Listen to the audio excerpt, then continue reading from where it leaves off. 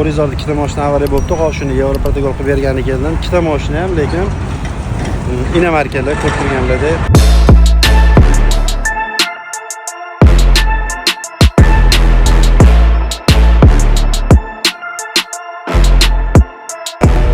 Pacho ko'rinishidan kichkinaga o'xshaydi. Pacho ko'rinishidan kichkina, lekin ichkarida torpedkali ot borgan. Hazildan sinma chiqmaydi, ko'rasizlar. Bu aybdor BYD mana hazildan pacho bo'lmaydi.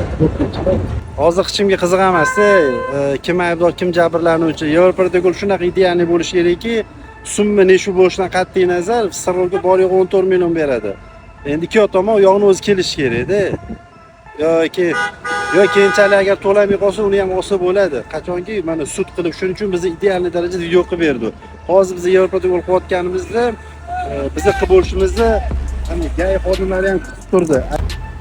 O'xshamay qolsa ahvolimiz qilamiz deb. Ko'rasizlar. Hozir mana BYD bloklanib qolibdi. Endi shuni evakuatorga olamoqchi.